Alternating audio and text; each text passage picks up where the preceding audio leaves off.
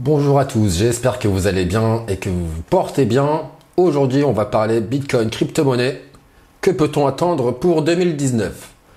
Alors, vous voyez que le Bitcoin s'est apprécié depuis décembre 2018, à l'instar des principaux indices comme le CAC 40 par exemple, qui ont à peu de choses près la même évolution, le même graphique. Sauf que le Bitcoin tape beaucoup plus fort en passant de 3100 $ à près de 14 000 $. Donc on sait qu'il y a une certaine corrélation entre le Bitcoin ainsi que les principaux indices. D'ailleurs ce matin, quand le Bitcoin était en train de passer sous les 10 000 $, à peu près à 9 000, on avait le CAC 40 qui au même moment ouvrait dans le rouge. Là on a le Bitcoin qui rebondit et on a observé le même rebond avec le CAC 40.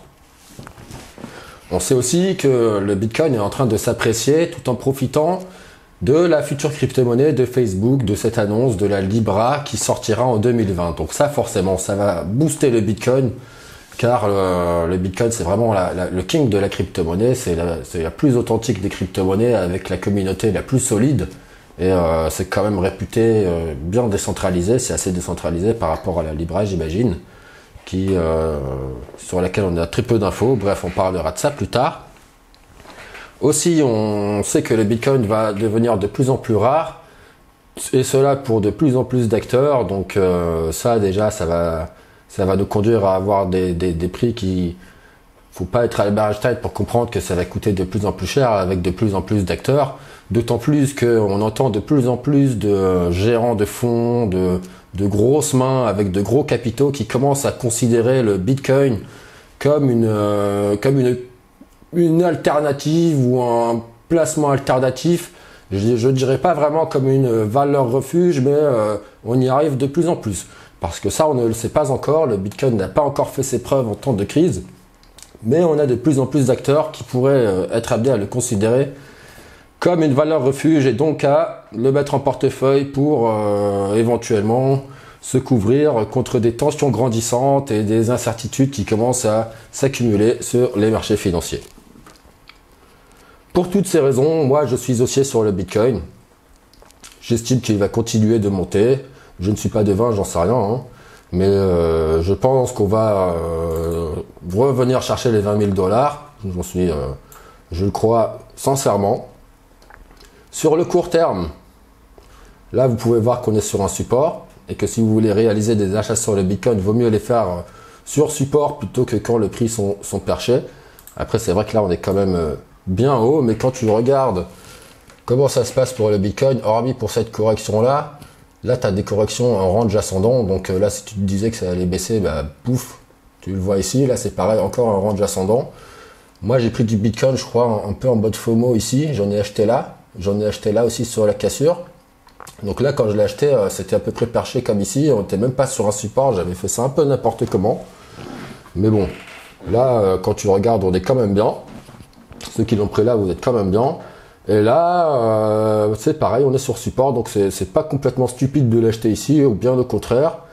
On peut, après, tu t'exposes quand même au risque qu'on revienne chercher les 7 500 $, mais franchement, pour moi, j'y compterai pas trop. J'y compterai pas trop parce que si c'est ce que tu attends, et qu'on arrive demain, tu te réveilles, tu vois qu'on est à 14, bah là, à mon avis, tu vas pas être très très content.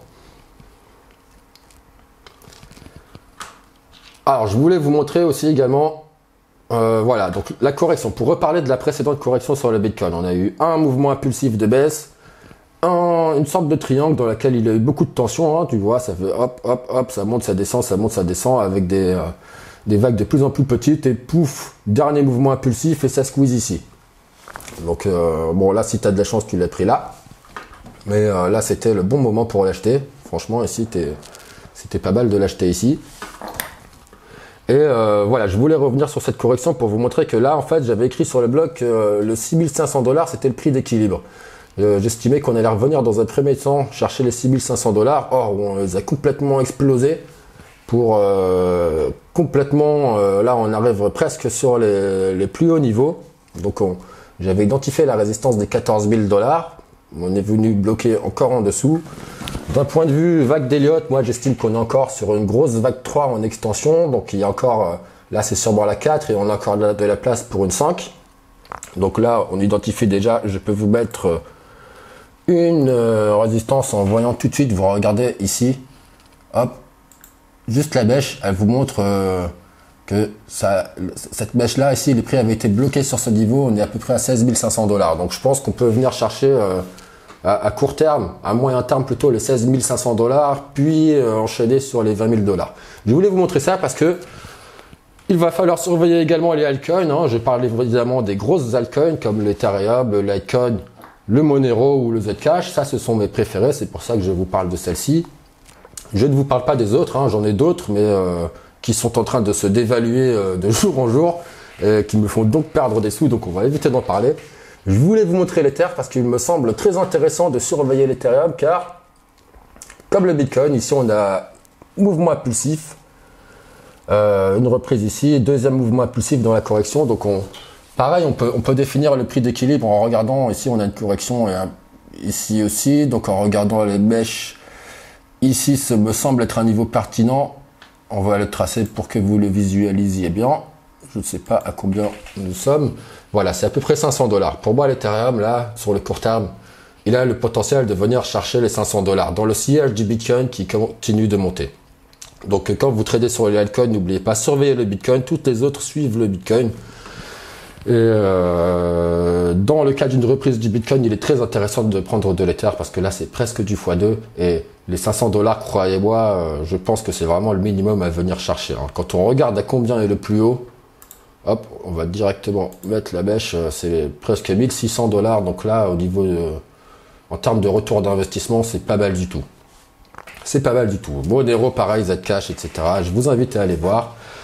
C'est tout pour aujourd'hui. On se retrouve très vite.